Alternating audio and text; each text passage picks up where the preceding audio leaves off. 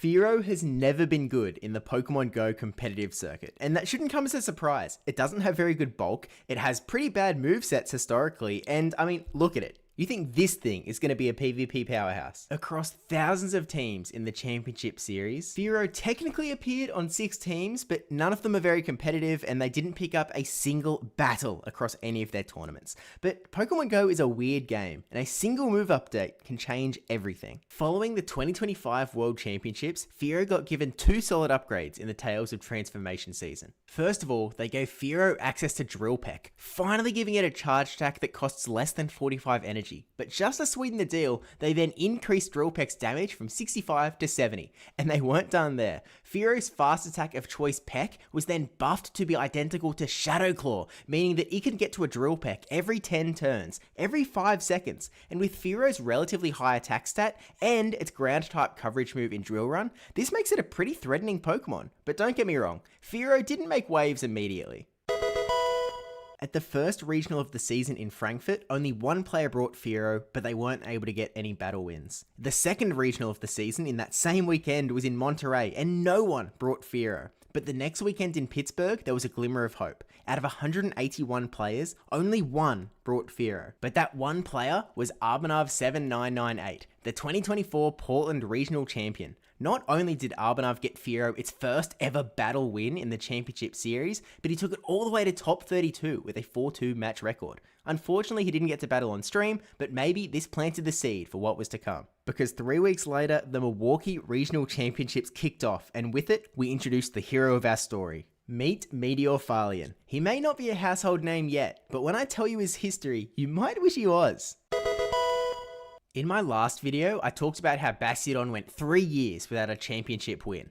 Well, Meteorfallian was definitely trying to change that. At his first ever tournament in Peoria 2023, he was able to get a top 8 result with Bastiodon alongside Pokemon like Shadow Victreebel, which is crazy. But then what's crazier is he ran this team back and got top 16 at Salt Lake City. And so once you get a little bit of success with the Bastiodon, you just can't stop. And so he just kept changing out the flyer and decided to keep running this team back in Toronto and Arlington and Orlando and Knoxville and Charlotte and Fort Wayne and Hartford and Peoria again. And then he kept the Bastiodon and he kept on going in Sacramento, in Charlotte, in Orlando, in Los Angeles, at NAIC. This guy brought Bastiodon to 15 straight tournaments. Forget Caleb Heng. Meteorfallian is the Bastiodon guy, and he just kept running it for 2 seasons straight. He decided to leave Bastiodon behind in the 2025 season when Clodsire and ground types just became such big threats, and he was still able to get a top 16 in Vancouver, but it just wasn't the same. Only 9 days after my video on Bastiodon's second ever win in the Championship Series, it picked up its third at Pittsburgh 2026 at the hands of LNDS T. Steiner.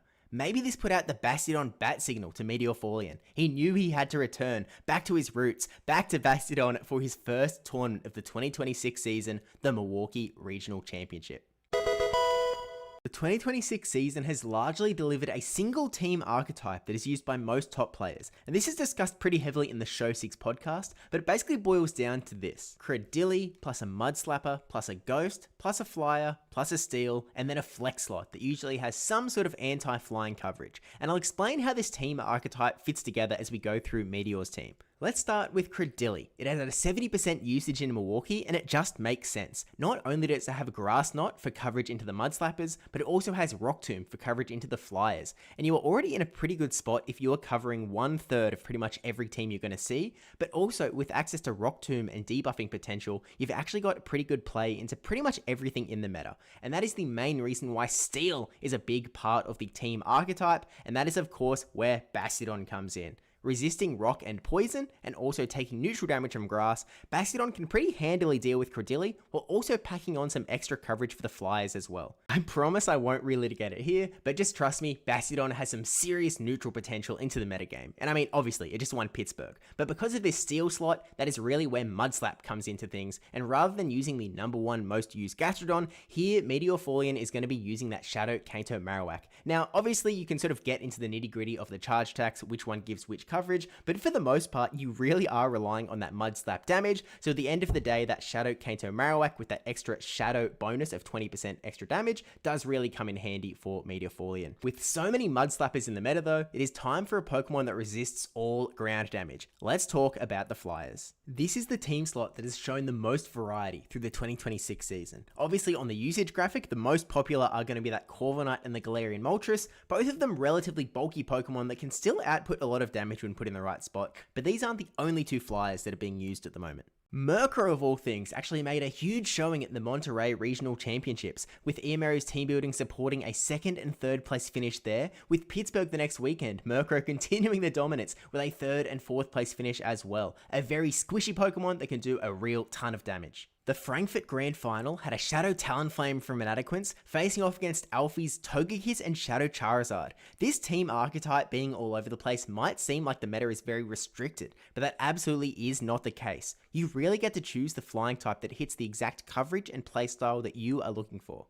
And Meteorfallian wanted that Fearow. Well, actually he wanted Togekiss, but then he didn't like how weak it was to the #1 usage Acid Credilli, and then also Scizor, and so he pivoted back out to Fearow, but that's actually something that he discovered playing GBL, how good Fearow could be. Now, even with Fearow's brand new moveset, it doesn't actually look incredible in the simulations. Against the PvPoke Great League meta, Fearow in the one-shield scenario is shown to lose over 70% of its matchups, which isn't great, but it doesn't tell the full story. If you give Fearow a one-shield advantage, all of a sudden its matchup goes way up and it wins over 80% by quite some heavy margins as well. But then you ask, Steve, how do you get a Fearow with a one-shield advantage? I only have 2 shields in this game and my opponent is going to try everything they can to get rid of them.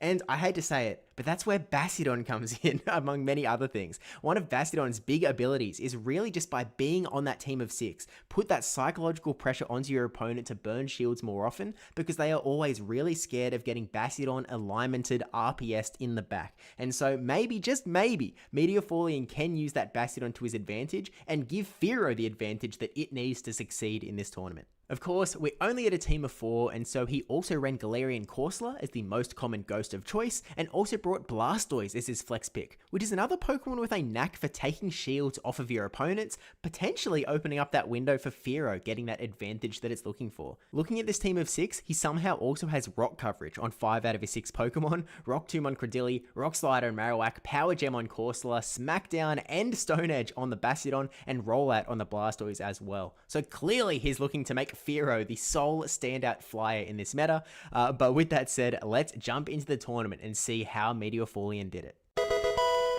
Meteor's first 3 rounds weren't on stream, but he was able to get wins up against Hammelhoff, Mally, and even 4-time regional champion Rise to occasion. And this is extra impressive because Rise was able to come 4th in this tournament, which also means that Rise went on a crazy losers run through this tournament, but Rise is not the one we're focusing on here. Today we're talking all about Meteorfallian, so let's get into his round number 4. His 4th opponent of the day is Flying Pizza 1, a 2-times Worlds competitor and someone running Tinkaton, Galarian Moltres, Feraligatr, Shadow Marowak, Credilli, and Galarian Corsola. You will notice there are no hard counters to Fearow here, because why would there be? Who is running a hard counter for Fearow?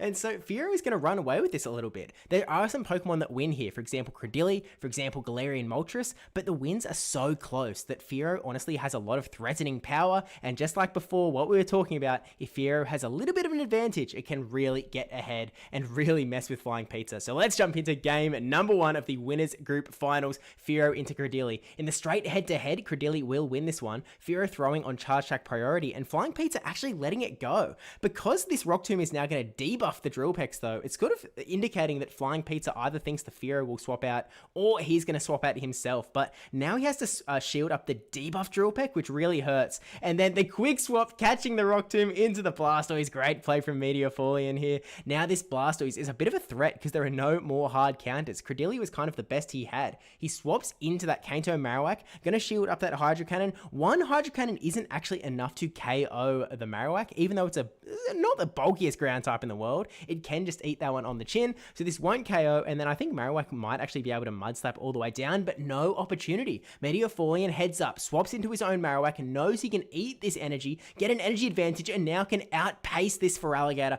get a Bone Club onto it, bring it right down so low at this point. There are no shields in play. Feraligatr, I think, was just really hoping to get a little bit more energy here, but maybe was expecting a catch from Meteorfallian, but the switch timer isn't up. There's nothing he can do here. Now he's going straight for that Fearow. It's going to outpace the Credilli. It's going to outpace the Marowak in the back. There is nothing that Flying Pizza can do. He has given this Fearow an advantage, and Meteorfallian is going to take it in game number 1. Going to jump into game number 2 now. We've got the exact same leads. Fearow into that Credilli. We'll see if he plays it a little bit different. He does have the Tinkaton in the back for Flying Pizza now, whereas Meteorfallian has ditched the Blastoise. It didn't do that much, and he's going for that Galarian Corsola instead. Tries to catch the move onto the Galarian Corsola, the ultimate sponge in this meta, but no need, because Flying Pizza is actually happy to throw it after getting a little bit more energy. Swapped into the Feraligatr here. He doesn't really have like a better answer again. There's a lack of hard counters in this meta, and that is one of the main reasons why Galarian Corsola is so good. But Meteorfallian's happy to let it go. He knows that he's got this Fearow here, and he wants to give Fearow the best chance possible. Never mind, he wants to give Marowak the best chance possible. He's going to force Feraligatr out of here, and he's making the prediction that he's going to be Tinkaton in the back, and he calls it absolutely right. He now can confidently, he actually throws the Bone Club. Flying Pizza maybe just got off on his counts, maybe got a little bit too greedy, but the Rock Tomb is going to get a shield out of Meteorfallian. He knows that he can even just keep one shield for the back lineup, one shield on this Tinkaton, and at this point you can pretty much just keep on clicking Bone Club. This one, he's actually just going to let it go through, which makes sense, and these Mud Slaps are really going to add up. We actually see Fearow coming in here. Meteor trying to make a catch. I really don't think that was necessary. I think it almost might have hurt him more than it actually helped him, but still, Marowak is going to be able to barely survive this player-off, I believe, and Marowak will take the win here and take out game 2 against Flying Pizza. Going into day number 2, Meteorfallian is now up against the 2-time Thailand champion BJ Pawat, who actually had to face Arbanav yesterday, who is running that Fearow as well. So he's had a little bit of Fearow experience going in here. Now, BJ is running a very interesting team with Florges, Galarian Moltres, Shadow Scizor, Diggersby, Galarian Corsola, and the Blastoise. No Credilli at all. The grass instead is going to be coming from the Trailblaze on Scizor and the Florges. Again, Fearow actually doesn't look too bad here. Clearly, BJ's been able to get through it once before, so hey, you never know, maybe he can do it again. Let's jump in to game number 1. It actually cuts straight into game number 1 here. We have Fearow into the Blastoise. As much as it's like a rollout user into a bird, this is actually a winning matchup for Fearow, I believe. But Meteorfallian is using Galarian Corsola just as it's meant to be used. It is meant to be used as a sponge, soaking up all of this energy from Blastoise. And now that Fearow has been able to put so much damage onto that Blastoise, he can actually get the full Astonish down, barely before Blastoise gets a move off. But now BJ is going to use Corsola in the exact same way, trying to soak up all of that energy from Meteorfallian, but this is a lot harder to sponge because it is super effective damage. Corsola is all the way down to the red, and now Meteorfallian is in such a strong position. You force a shield with its power gem, but now it is just that Scizor in the back, and Scizor has to deal with the Fearow, which it could do on its own, especially because Fearow's lost a lot of health, but the Marowak is where it's really going to fall apart. Look at this Mud Slap damage. There is just so much going on. Maybe if there's a boost here, you could do something, but there's no boost, and you are just seeing Mud Slap, Mud Slap, Mud Slap. Even with Marowak going down here, Fearow barely needs to do any damage, and this is game number 1 for Meteorfallian.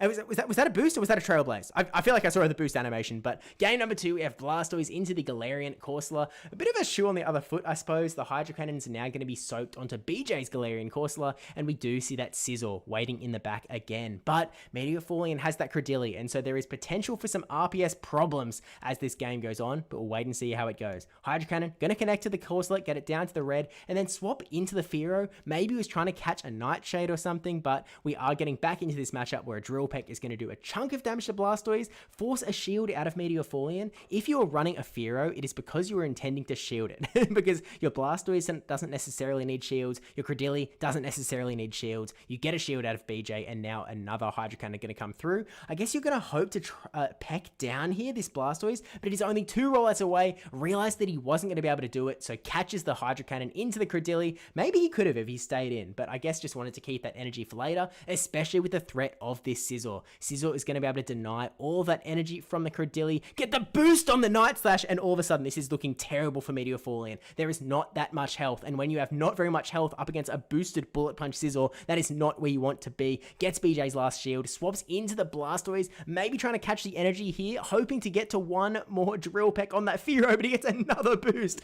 and BJ cleaning up game number 2, game number 3.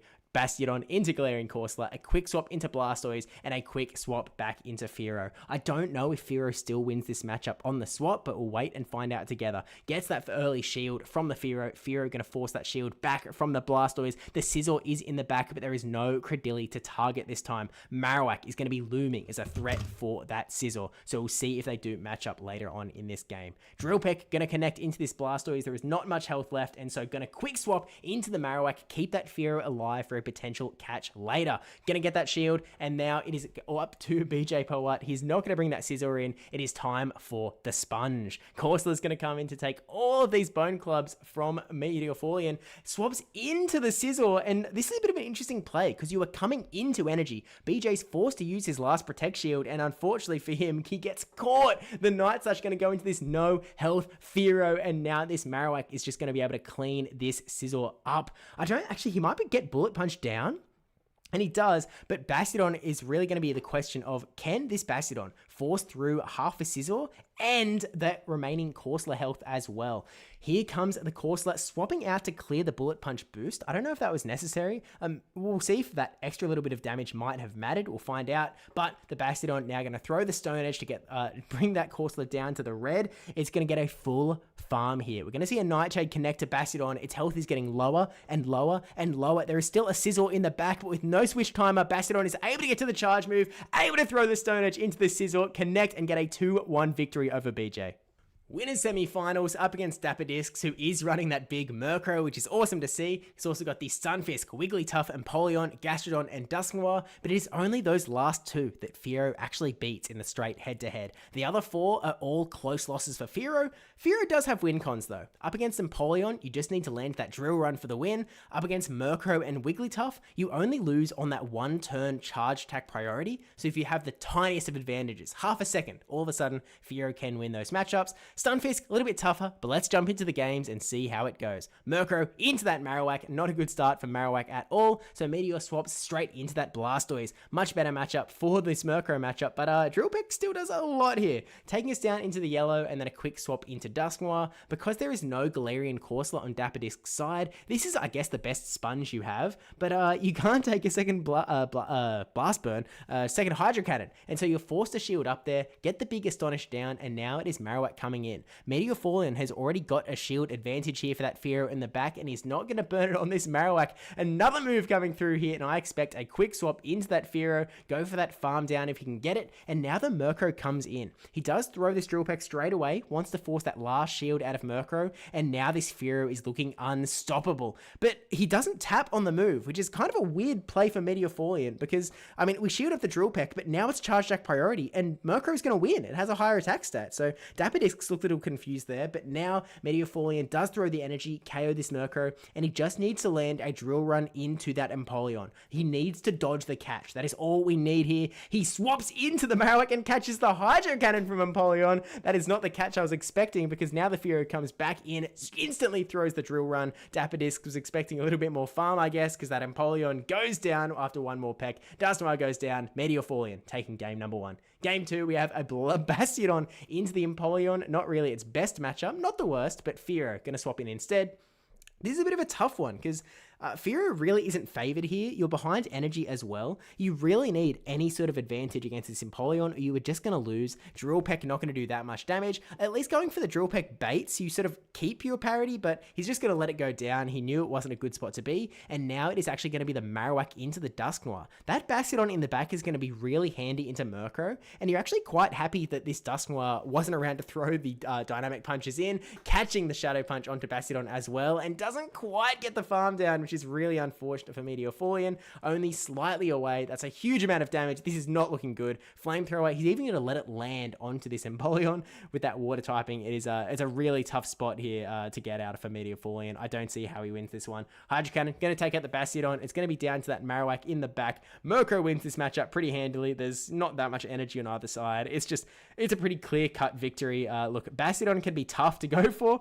Definitely there's some opportunities to lose hard RPS, and look, swapping Fearow into Empoleon, I feel like you probably should have swapped it into Marowak there and then gone for the 2-shield play, but Alas, maybe he was predicting something else in the back, maybe the Stunfisk. But we're going to go into game number 3, Galarian Corsola, also a bad matchup into Murkrow, and so a quick swap into Fearow. It's another matchup that we lose as the Fearow player, but we'll see if they do play it out a little different. Dapodisk actually swaps out, which is kind of wild, because he's swapping into a Fearow with energy, which is sort of the Empoleon lose con. You don't want to get hit by that Drill Run, especially after the Drill Peck bait, and so shields up the Hydro Cannon, holding on to the advantage, throwing the Drill Run here, and Dapodisk needs to shield if he wants to keep this Empoleon alive. And all of a sudden, he's now been able to clear all of the shields off the battlefield, swap into Galarian Corsola, but Dapodisk is playing well. He keeps the energy on the Empoleon, swaps into the Murkrow, but it's just too much energy on that Corsola. He had nowhere to sink that energy. Dusknoir would have hated all of that Nightshade damage, and so now he's really going to have to figure something out. He's going to use this Shadow Punch to get this Corsola down to the red, but it's not enough.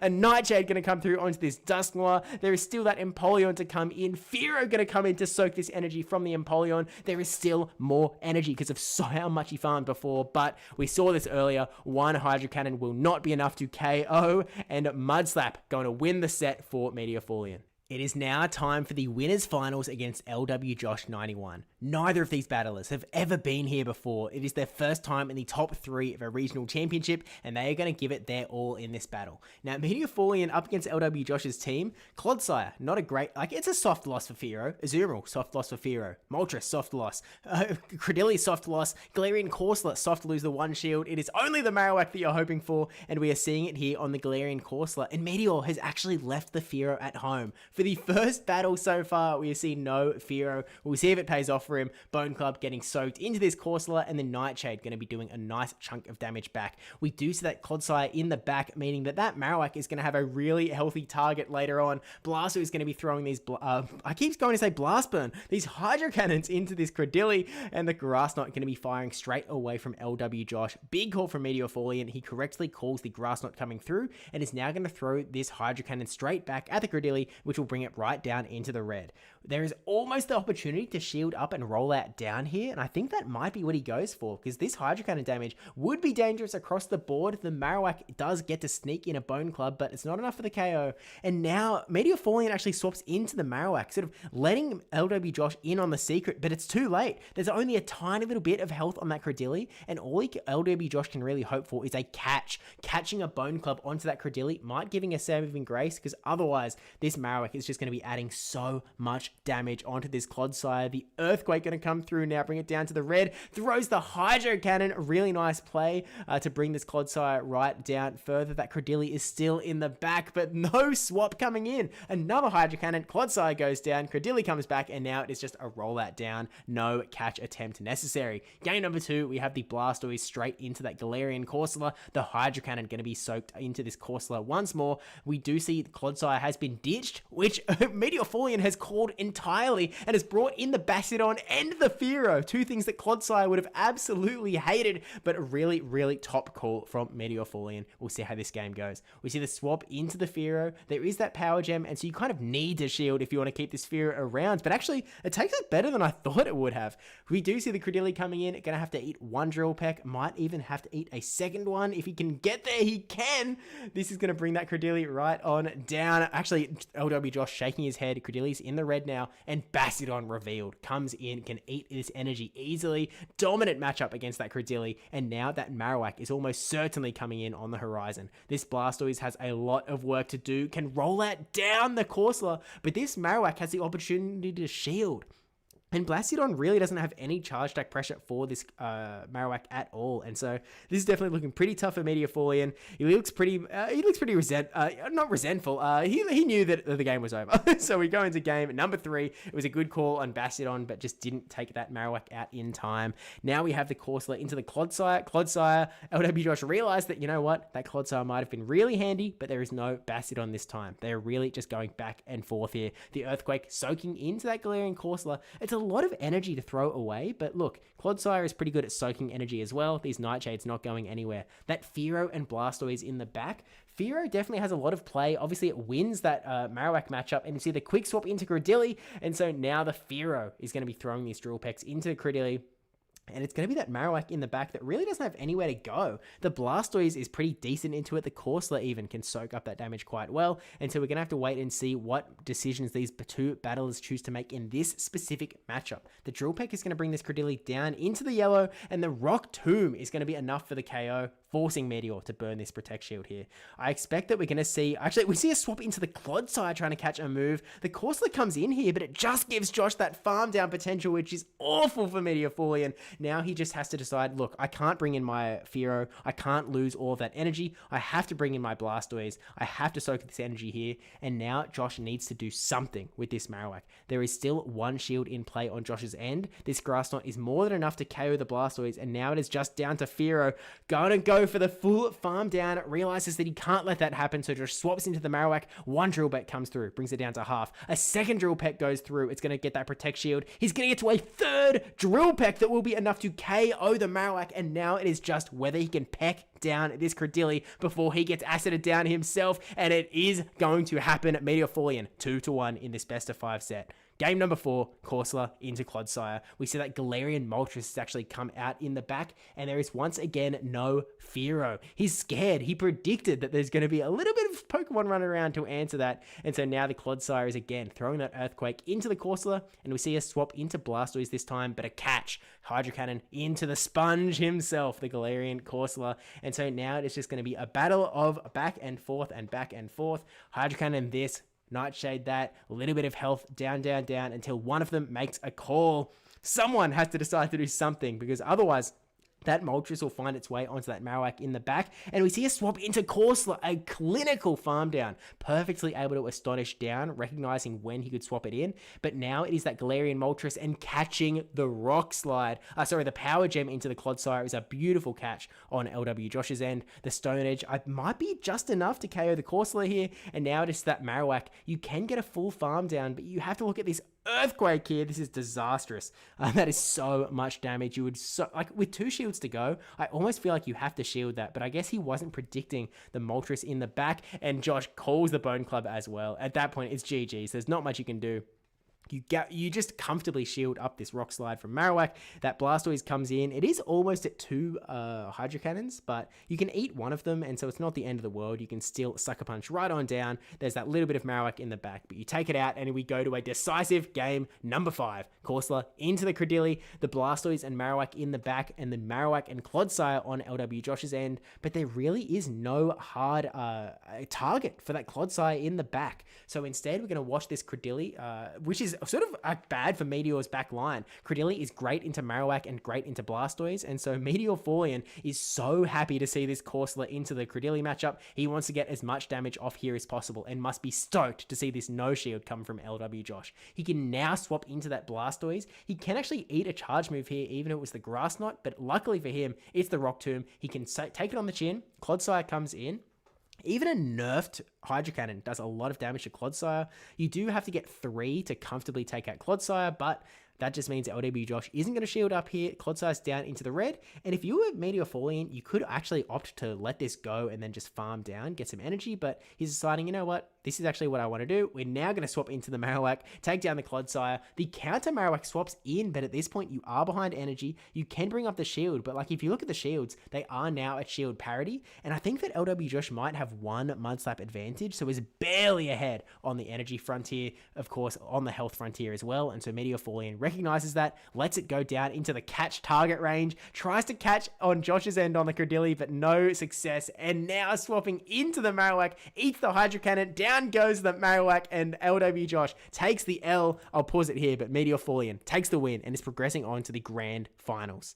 And now the tournament all comes to this, the grand finals between Meteorfallian and Pranav. Pranav also in his first grand finals alongside Meteorfallian, where Pranav is running a very interesting Murkrow-based team with Credilli, Murkrow, Fortress, Corviknight, Galarian Corsola, and Stunfisk. 2 steel types makes Fearow a very tough Pokemon to run, both of them doing quite well into it, and again, the Corsola still resisted against in the one shield. Stunfisk, not a good matchup. Murkrow, not a good matchup. Credilli, not a good matchup. There is actually no easy easy win here for Fearow, but I still expect that Meteorfallian is going to bring that Fearow because that is what he does best. Now, importantly, Meteorfallian is in the winner's side of the bracket, meaning that Pranav needs to win 2 best-of-5s in a row to become the Milwaukee regional champion, where Meteorfallian only has to win a single set of 5. It is going to come down to this. Let's jump into game number 1 of the Milwaukee Regional Championship Grand Finals. Bastiodon into Murkrow. A brilliant lead for Meteorfallian, and swapping into another flying type in Corviknight, granted one that does a lot better into Bastiodon. We see Meteorfallian swap out into the Galarian Corsola,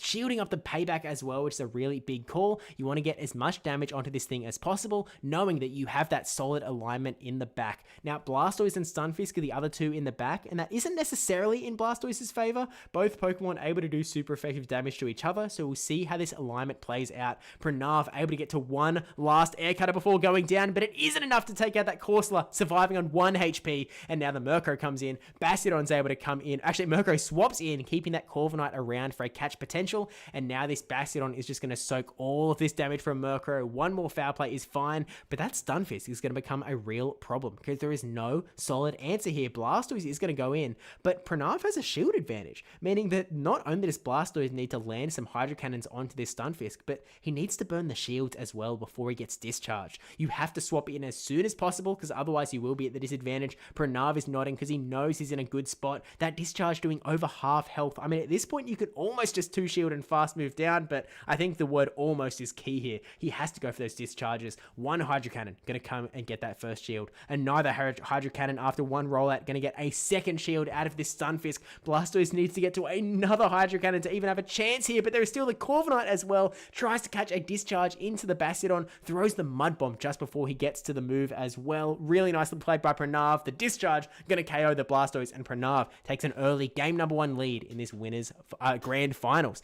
Game number 2, Bastiodon again, and another good matchup into the Credilli, and so we see that Corviknight swap again.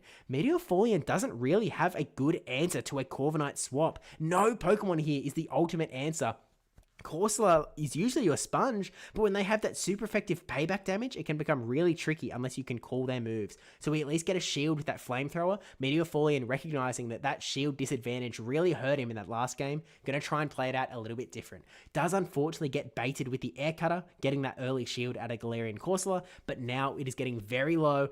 Going for another air cutter, and Meteorfallian goes, nah, I'm fine with this. Air cutter going through, tries to get the full farm down. He's going to have to eat one more air cutter, but we do take out Corviknight here, and the Credilli going to come back in. This still isn't a good matchup for the Credilli necessarily, but that Bastiodon in the back is just really hoping that it has somewhere to go. And luckily against that Galarian Corsola, it is definitely not up a creek. But that the Marowak on Meteorfallian's end really does not have much to do. Credilli is not a good matchup for Marowak, and with a lot of Corsola left to go, it might not be that great either. The Flamethrower is going to get caught onto the Corsola, but now the Marowak reveals itself, and all of a sudden Pranav just needs to get through this Marowak. No shielding the Bone Club. He can take one on the chin. The Nightshade going to go through here, and Meteorfallian is actually letting it go, which is a little bit rogue because now the Astonishers are seriously adding up onto that Marowak. Pranav burns his shield. It's getting incredibly close. It is Mudslap versus Astonish. We see a swap into the Credilli to Acid down. The Bastiodon comes back out. Meteorfallian has kept a shield for his Bastiodon, which is not something that most Bastiodon players do, but still, look, Pranav is in such a strong position. Even if you burn that on the Marowak, it's gonna be tough. The Nightshade gonna get the KO, and Pranav already up 2-0 in the grand finals here. One more, and he resets the bracket. No Bastiodon lead this time. Pranav tried to catch that Basti, but instead it is going to be that Corsola. But again, this isn't a safe matchup for Meteorfallian. He's really going to have to pull something out to get past this Corviknight. That Nightshade damage is very helpful when we can see that there is a Bastiodon in the back and there is a Murkrow in the back as well. The Credilli swaps in, potentially trying to bait out that Bastiodon just so to protect that Murkrow later on, and it does succeed. The Bastiodon comes out, but there is still that Blastoise in the back as well. Blastoise not going to be Murkrow's favorite Pokemon either though. Bastiodon can soak all of this energy in from the Credilli, doesn't really threaten it very much at all. Again, we are resisting the rock, we're resisting the poison, and that grass knot does neutral damage to Bastiodon, and you can just see how little damage it is doing over time, whereas Bastiodon is just almost at 100 energy here. We are officially at 100 energy, ready to fire off from this Bastiodon. One more grass knot connecting from the Credilli, not enough to KO, but now the Corviknight comes in and has to eat this flamethrower. Down goes the Corviknight. Actually, doesn't quite, there's still a little bit of HP on that, and some Murkrow's time to shine. Murkrow is actually going to be really strong here because it gets to its moves in only 10 turns. Blastoise throwing its first Hydro Cannon here to get the shield. It is at one more Hydro Cannon, so you throw one rollout, you throw again, but instead, Pranav throwing on good timing, getting the last shield out of Meteorfallian. One more rollout. Here's the Hydro Cannon. Here's the shield. There is still one more Hydro Cannon that needs to be thrown, and there is a Corviknight that can catch it. The double attempted catch. No catches seen here. The Galarian Corsola comes in, astonishes down the Corviknight. In comes the Murkrow, but Murkrow, can he get to 2 charge attacks? He actually might here. Here is the first Drill Peck into the Galarian Corsola. Here's the Blastoise, and the Drill Peck goes through. He was able to get to 2 on that Galarian Corsola, and now Pranav resets the bracket, and it is now a 3-0 victory. It is on to the grand finals reset. He just got 3-0'd. Meteorfallian needs to pull this back in this second best of 5. Galarian Corsola into the Fortress, a Pokemon that Pranav has not used, and I don't expect Meteorfallian was predicting, but the Galarian Corsola is a pretty decent spot to be. We see Pranav again using his very safe swap of that Corviknight, and I feel like Blastoise is one of the better swaps you can have into that Corviknight. One Hydro Cannon enough to bring it down into half health, and you can actually eat a payback here as well, taking Blastoise down to half health. We already have another Hydro Cannon here, and there's no such thing as bad timing for the Blastoise because there is a 1-turn sand attack you're fighting against, which is really helpful when you have a clunky move like that rollout. Shielding up the payback, rollouting down. Here comes the Stunfisk into a Blastoise with energy, getting a shield out of Pranav. This is definitely looking pretty good, especially with that Fortress low in the back, but we know that we have that Bastiodon, and Bastiodon does not want to see this Stunfisk, so Corsola needs to be able to take out this Stunfisk, and Bastiodon can deal with the rest. Nightshade gonna connect onto this Stunfisk, which is really nice, taking it down to about half health now, but this Stunfisk is loaded on energy. Take a look at how much this Mud Bomb does, takes it down to about the yellow. 2 more Mud Bombs, and this Corsola gets KO'd, and Meteorfallian is going to shield the next one, because there is just no, oh no, this is so tough, because you can't leave the Bastiodon just unprotected against that Stunfisk in the back, so you need the shield to keep your thing alive, and so now swapping into the Bastiodon, he'll go for a full farm down here against the Fortress. Might have to eat another Sand Tomb along the way. Luckily, no need, and is now going to throw a Flamethrower on good timing into the Stunfisk. Stunfisk burning its last Protect Shield, and now he just needs to get a charge attack onto this Stunfisk. I don't know how much a Flamethrower from Bastiodon does, but I think we will see it, because one Mud Bomb is not enough to KO. We actually keep that for the back. Instant swap into the Corsola, throw the Nightshade before Stunfisk can throw a move. Meteorfallian finally pushing back with a 1-game win. We see the Corsola into the Murkrow, a bad start, and so we swap into that Credilli. We have still leaving that Fearow on the bench that Meteorfallian has been relying on all tournament, but I'm sure that it will come soon enough. The Credilli going to throw that Rock Tomb into the Murkrow to bring it back down.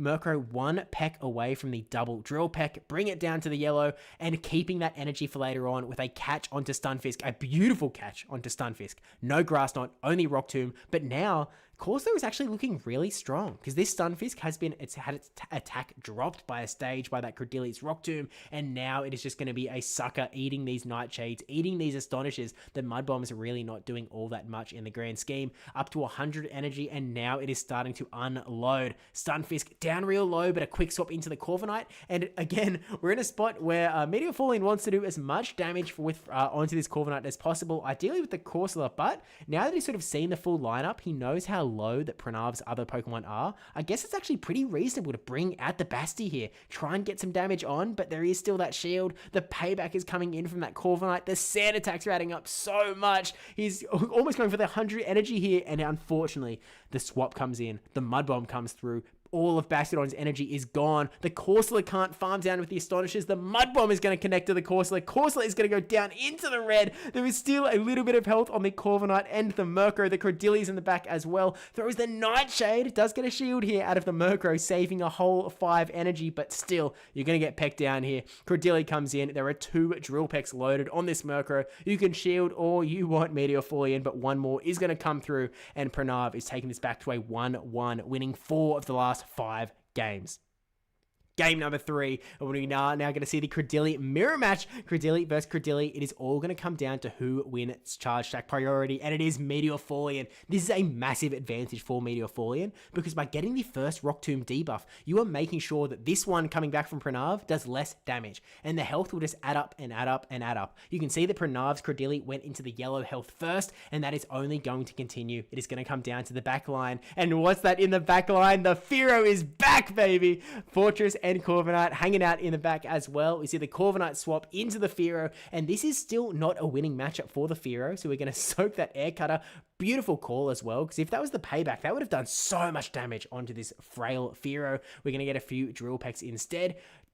We do throw here. I guess they were confident that if they threw an Air Cutter, they would survive another move. But now we just see this Corviknight sort of comfortably able to... Actually, we're throwing another Air Cutter if Meteor calls this, and he does. He keeps the Fear around, gets another Drill Peck through. Pranav is shaking his head. He knows that he really wanted to try and get a shield out of Meteorfallian. He does still win this matchup. He gets down the Fearow, but he had to sacrifice so much to do it. The Fortress comes in, the Marowak to meet it. This is not a great spot for Pranav. The Bone Club going to get that shield out of Fortress. Maybe Meteorfallian is pulling it back his way. The Sand Tomb going to connect, but it barely does any damage. It may decrease the defense, but actually look at the Bug Bite's increase. We've clearly hit a point where Bug Bite does that 1 extra damage every half second, which adds up so significantly. Swaps into the Credilli. We've cleared the debuff, but maybe it's too late. After losing all that health to the Bug Bite, you might have wanted to swap so much earlier, because now we see the Bug Bite down. Pranav pulling out the game, and now it is game 4. If Pranav wins this, it is all over. And we see another mirror match. This time, the Corsola's Fearow also in the back again, with a Credilli and a Corviknight ready to meet it in the back.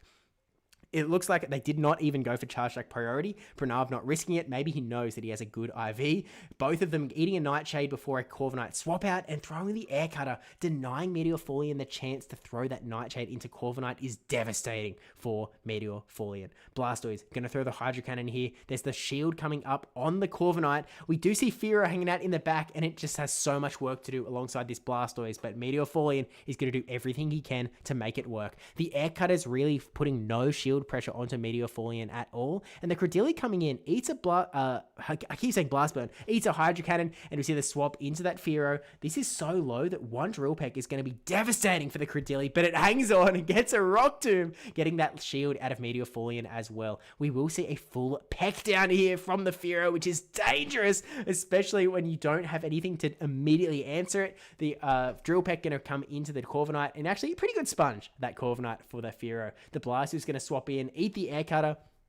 Air Cutter really not much of a threat, and the Hydro Cannon forces that shield out of Pranav. It is going to become endgame time, and it's going to be a question of whether Corviknight can get another charge stack into this Blastoise. You need a catch onto the Corsola if you are Pranav. The Air Cutter is going to be enough here, and so actually it's going to be Fearow in the back that is going to try and close this one out. Fearow coming in. It has the energy, the catch into Corsola as well. At this point, Corsola survives. He gets 1 more peck, 2 more pecks. He's only 2 pecks away, and he gets there. The payback not coming through for Pranav, and this Drill Peck is going to be enough to secure the win against that Corviknight, and now it all comes down to game 5. The Fearow into the Murkrow. Who is the better bird in the Milwaukee Regional Championships? Murkrow is going to win the charge stack priority tie, and Meteorfallian not even going to go for it because he knows that he loses this tie. So instead, he goes for the Drill Peck a little bit later. He's going to shield up again from this Murkrow. He knows how dangerous this Murkrow might be to his back line of Marowak and Corsola. He wants to get rid of it as soon as possible. Both shields coming up, and at this point, they both get to their moves, and Murkrow is going to win the matchup here. It is going to go down. Pranav, a big fan of swapping out with a low HP Mon, but this time, he lets it go. He doesn't want to lose charge stack priority. He doesn't want to lose alignment here. Bringing the Corviknight into the Glaring Corsola, there are no shields in play, meaning that you can go for a payback here to try and secure a victory here, and he's just staying patient, but now throws the payback, trying to KO this Galarian Corsola, brings it down into the deep deep red. This Nightshade gonna bring this Corviknight down to the deep red, keeping them both survive. Instant swap on both ends. This is a good matchup for the Credilli. Credilli, one Grass Knot brings this Marowak so incredibly low. But the Mud Slap damage, look at the Mud Slap damage adding up onto this Credilli. Goes for the Grass Knot, no debuff. We still see the Bone Club here, not debuffed by a Rock Tomb. Corviknight is going to be able to come back in real soon. Instant KO. It is just down to the Corviknight and the Corsola. Meteorfallian shaking his head. He thinks this Air Cut is going to KO, but Corsola hangs on with 1 HP, 1 Astonish, and down goes Pranav. And Meteorfallian is your Milwaukee regional champion, and so is Fearow. It's always incredibly cool to see someone succeed with a Pokemon so unique. And to be honest with you, even if he didn't have Fearow on his team, we would probably still be talking about the fact that this is Bastiodon's 4th championship title, its 2nd North American title in a row as well. I don't expect it to be the last for Bastiodon, I don't expect it to be the last for Fearow, and I don't expect it to be the last for Meteorfallian. All 3 going into the history books for sure. Let us know in the comments down below if you think that Fearow might be legit. And I mean, actually, before the grand finals, Meteorfallian was asked what Pokemon did he hope or maybe think would succeed at the Las Vegas Regional Championship next month, and this is what he had to say. Wow, it's kind of hard. I hope I bring up the popularity of Fearow. And you know what, Meteorfallian? So do I. If you've watched all the way to the end, I really do appreciate it. Thank you for supporting this new type of video that I'm trying to put out. I think it's cool, and I hope to do more. Let me know what you think in the comments down below. Massive thank you to my patrons and YouTube members as well for supporting this content. I really do appreciate it as well. Shout out to Meteorfallian as well for a really cool run. Look, to be honest with you, whether Fearow or Murkrow run won the tournament, it was going to be awesome. So I was kind of cheering either way, but definitely cool to see a little bit more Bastiodon hype as well. Also, literally 9 days after I posted that Bastiodon video, it won again, and now here we are with a 4th win. So I expect many more Bastiodons, so we'll see how the season goes. But thank you for watching. Don't forget to like, comment, subscribe, especially that subscribe one, and let me know if there's any particular stories that you think would be cool to tell as well. But until then, I will see you then.